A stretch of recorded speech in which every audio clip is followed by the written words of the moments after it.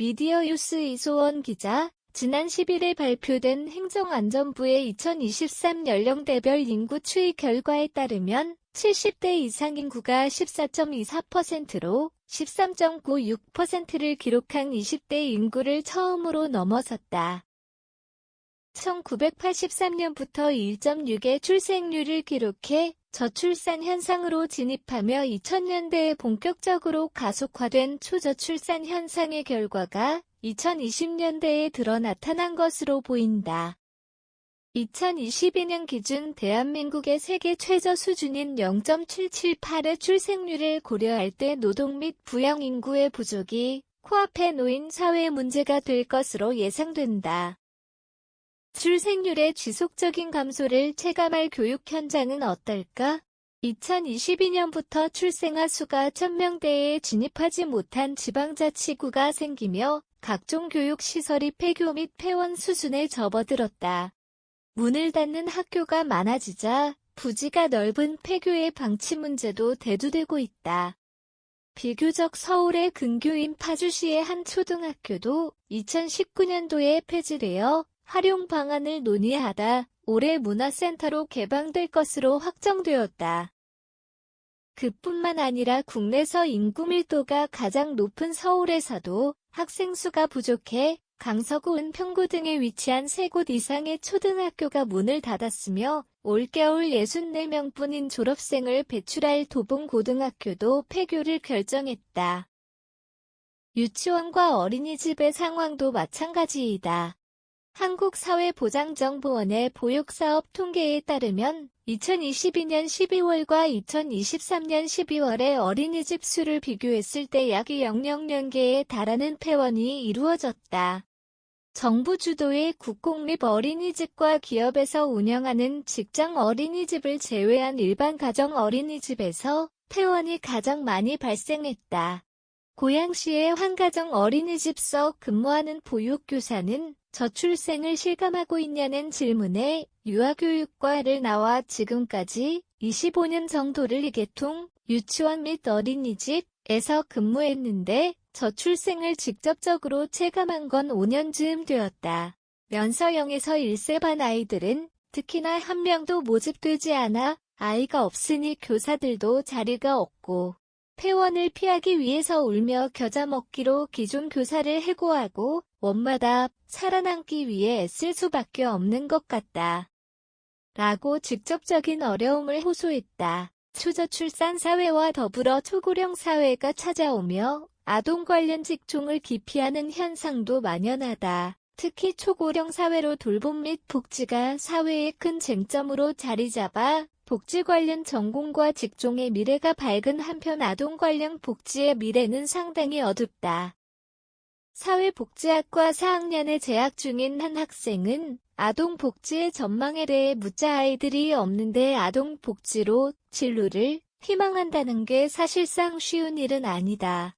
아이들을 좋아하지만 현실적으로 그렇다. 라며 노인 복지 혹은 장애인 복지 쪽을 희망하고 있고 아동 복지는 동기들도 그렇고 대부분 희망하지 않는 추세다. 라고 말하기도 했다.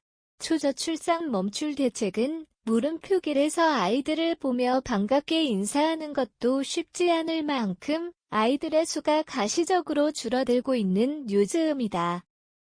서울의 출생률이 0.5로 떨어지며 각종 공약과 방안이 제시되고 있지만 임신부 및 양육부모가 체감할 수 있는 제도는 미비하다는 원성이 빗발치고 있다.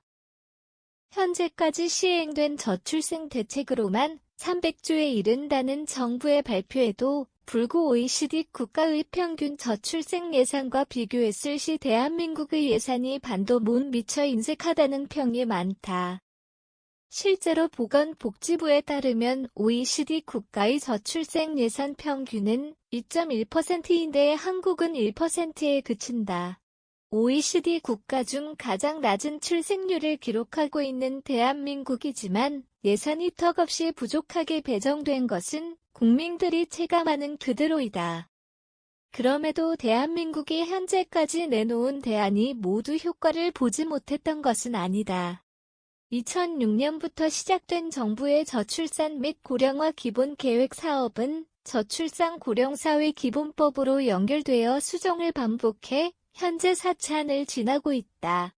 특히 0점대 출생률 진입을 예상했던 제3차안에서는 아빠 육아휴직 제도를 직접적으로 언급하며 저출생의 원인을 출산 주체인 여성의 경력 단절과 연결지었다는 점에서 인식 개선을 이끌어내기도 했다. 동일 계획안에서 청년들의 상대적으로 늦은 결혼 및 출산의 소위 집값 등 여러 경제적 이유가 영향을 미친다는 점을 반영해 신혼부부 전세 임대주택 등을 소득분이 70%까지 확대한 점도 주목할 만하다. 출생률이 0점대에 진입한 2019년도 이후에는 2020년도부터 시행할 제4차안에 대폭 변화를 준 것으로 보인다. 저출생의 원인을 청년들의 불안정 고용과 연결지어 2030 세대의 어려움을 짚었으며 청년들이 겪었고 앞으로의 아이들이 겪을 한국의 교육 경쟁 심화도 원인으로 제시해 큰 공감을 자아냈다.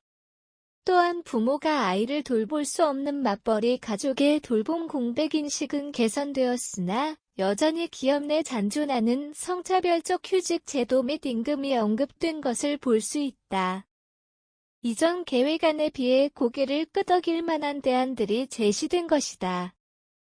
이처럼 촘촘히 짚어낸 듯한 대책에도 불구하고 저출생이 지속되는 이유는 무엇일까?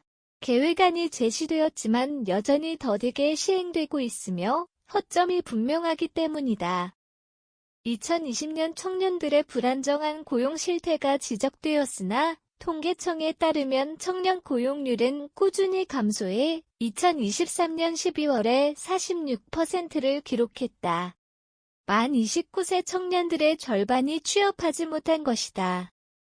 취업이 어려우니 결혼이 늦어지는 것은 당연지사다. 부모가 아이를 돌볼 수 없으니 돌봄 교실 및 센터를 운영했지만 시설은 수요를 충당하지 못했으며 여전히 부모는 출산 및 육아휴직 후에 퇴사 압박과 맞벌이로 제 아이 하나 직접 길러낼 수 없다.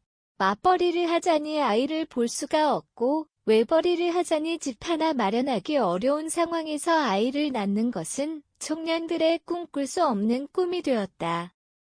이와 같은 인구 절벽을 막기 위해 지난 18일 국민의힘과 더불어민주당에서 1호 공약으로 저출생 공약을 내세웠다. 여당의 공약에는 육아휴직 신청 시 자동휴직 아빠 출산휴가 1개월의 무화 등의 방안이 더불어민주당의 공약에는 월마다 지원하는 키움카드 및 자리펀드 등의 방안이 담겼다. 두 당의 공약이 이행으로 이어질지 앞으로의 귀추가 주목된다.